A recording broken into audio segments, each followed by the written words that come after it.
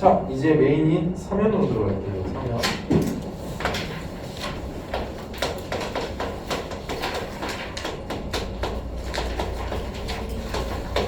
경사면이라는 경자가 빠졌죠? 그냥 사면이니까.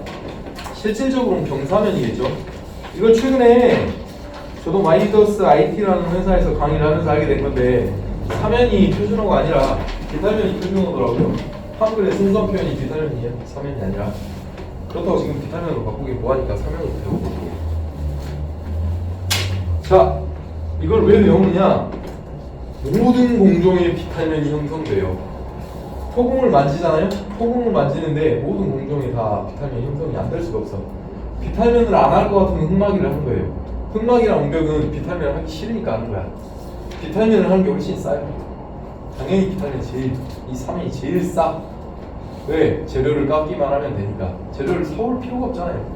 근데 3면을 하기 싫어서 직으로 뽑잖아요? 다 돈이 들어가. 흑막이든 농벽이든 보강토든 기타 뭐든 다 돈이 들어가잖아요. 결국은 한 판이에요, 한 판. 우리가 전 시간에 외웠던 거는 여기다 반영시키기 위해서 배운 거예요. 지금도 잘 볼게요. 자, 보시죠. 3면. 이렇게 갔어. 3면이 왜 불안할까요? 3면이 왜 불안해? 3면이 불안한 건요, 두 가지밖에 없어요. 첫 번째,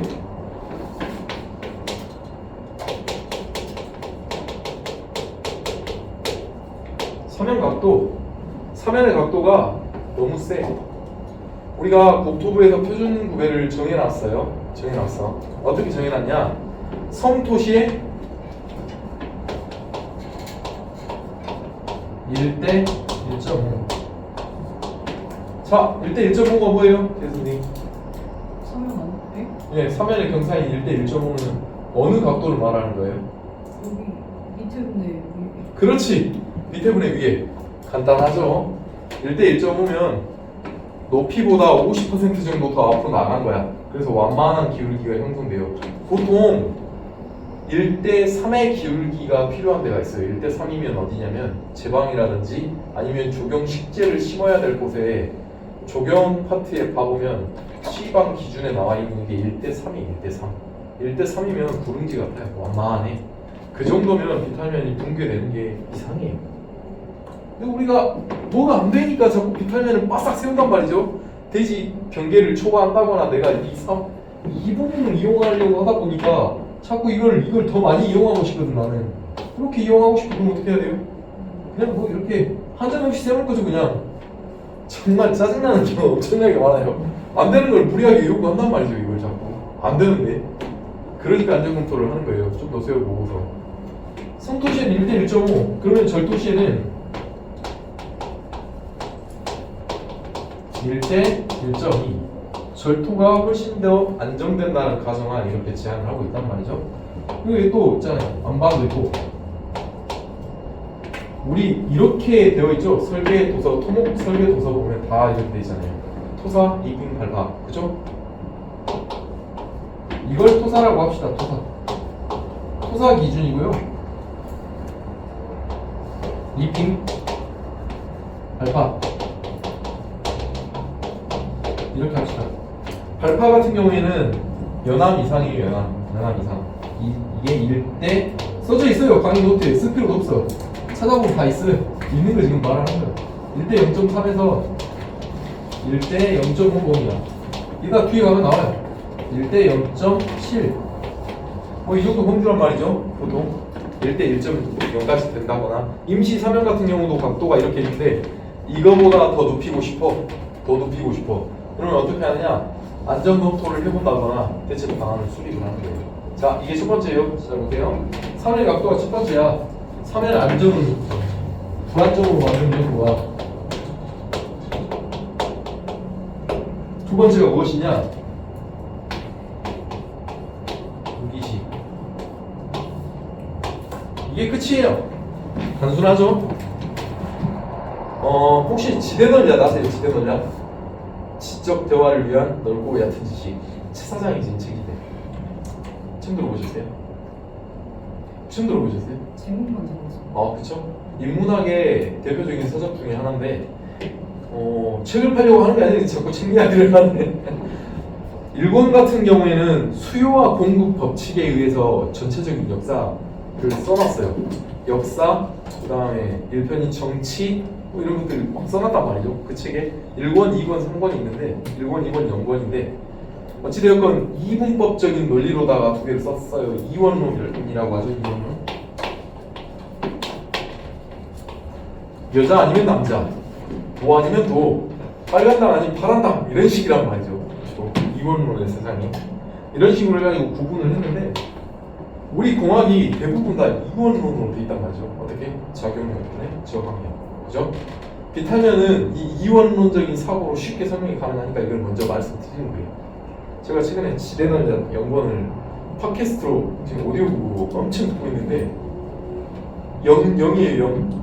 0, 1, 2인데 저는 1권을 먼저 읽다가 2권을 좀 듣다가 2권 재미가 없더라고요. 종교, 예술, 과학 뭐 이런 거예요. 1권이 전체적인 세계를 설명하기 위한 내용이니까 0권으로 들어가니까 더 어려워. 우주 뭐 이런 거 있잖아요. 고대 철학 뭐 이런 거 철학부터 해가지고 윤리 뭐 이런 것들이 나오는데 두 개로 구분해가지고 설명을 하는데 뭔 얘기를 하나 여기까지. 우선 단순하게 책을 쓰기 위해 그 사람이 굉장히 노력했듯 저도 단순하게 설명하려고 노력을 할 거예요. 우선 그 주제가 재미가 없고 어렵기 때문에 이해가 잘 안 되거든요. 여러분도 똑같을 거야. 나랑 똑같은 기분 느낄 거라고 생각합니다. 우선 설명을 드리자면 사면은 작용력분의 저항력으로 모두가 설명이 돼요. 처음부터 끝까지 이게 다야. 다니까 지금 중요한 얘기 하는 거예요.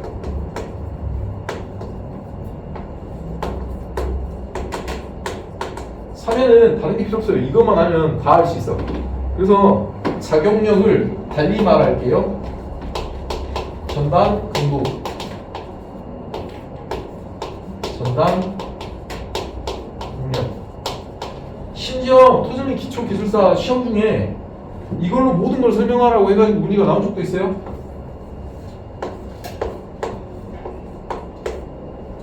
시공기술사에서도 물론 나왔고요. 이거 전 시간에 계속 배우셨죠? 그죠?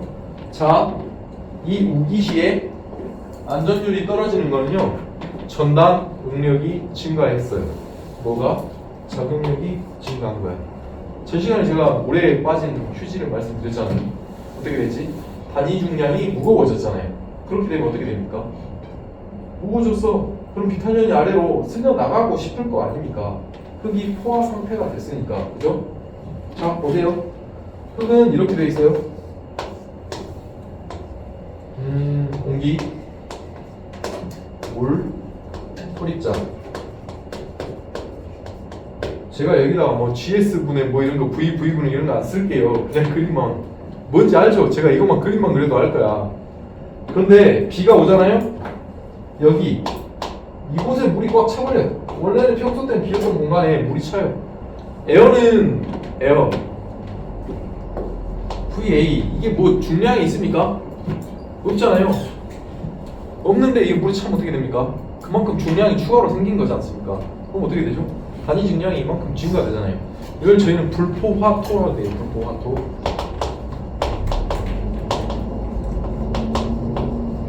불포화토라는 말이 그냥 포화되지 않는, 원래 이렇게 포화되지 않는 흙이 물에 의해서 포화가 돼버렸어.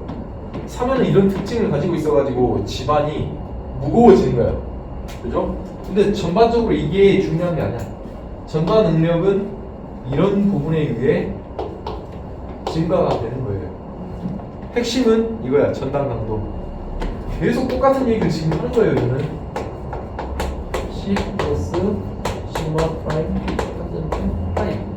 여기서 이 유효응력, 이 유효응력을 보자고요. 유효응력 어떻게 돼 있냐? 다 학교 시절에 배웠어요. 전응력분의 강극수압으로 돼 있단 말이죠. 흙이 순수하게 받는 힘을 지금 말하는 거예요. 유효응력은 토립자가 받는 힘이야. 쉽게 말하면 이게 유효응력이고요. 이게 전체다가 전응력이에요.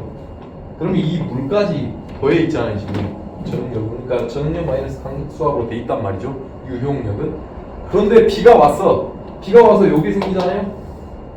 과잉된 강극의 수압이 생기는 거예요. 그걸 우리는 과잉 강극 수압이라고 하는 거예요. 얘 전체를 델타 U로 표현을 하는 거예요. 다른 말로. 델타 U. 그러게 되면 어떻게 되느냐? 얘네 둘이 커져요. 커져. 어떻게? 마이너스 요소인데 커져. 처음에 전응력이 10이야. 간극수압이 5야. 둘 빼면 5였어. 이 5가 유효응력이 5라는 말이었는데 이렇게 생겼네. 그럼 얘네 둘이 5야. 그럼 이렇게 빼면 어떻게 됩니까? 결국은 0이 되죠. 0이 돼. 그러면 이게 원래 5여가지고 값이 상당히 크는데 기가 음으로 인해서 이게 0이 되는 거예요. 0이 되면 빵처리 되는 거죠. 이렇게. 그렇죠? 그럼 C값만 남았네? 무슨 말인지 이해돼요? 네. 그렇게 되는 거예요. 그렇게 돼. 그러면 파이 값이 있어도 소용이 없어요. 그냥 집안이 무너져 내리는 거야. 그러니까 흙은 물을 만나면 바보가 된다. 그래서 토목 시공 기술사가 해야 될 가장 중요한 관리는 물 관리다. 흙을 만나는 재료는요. 그래서 배수 시설이 제일 중요합니다. 핵심 화두를 던진 거예요. 그러니까 모든 공정을 관리할 때 물 관리가 실패되잖아요. 그러면 토공 재료를 쓰기 위한 관리는 실패됐다라고 생각하시면 돼요. 간단하죠? 그러면 반대로 말합시다.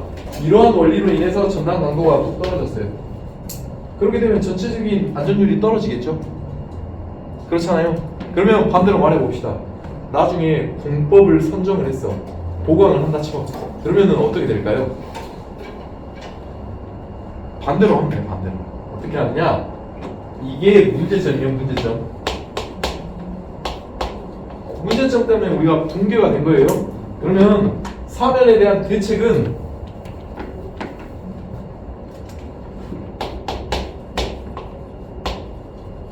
반대로 하면 돼.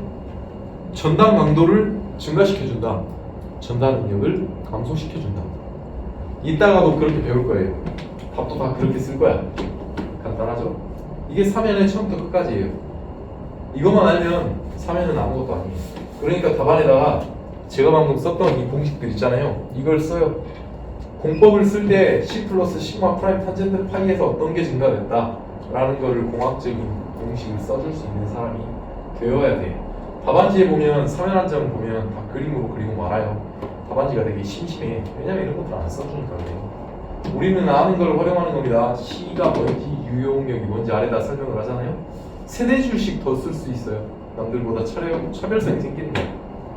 그러면 이 기본적인 원리를 가지고서 이제 사면을 빠르고 짧게 끝낼 거예요.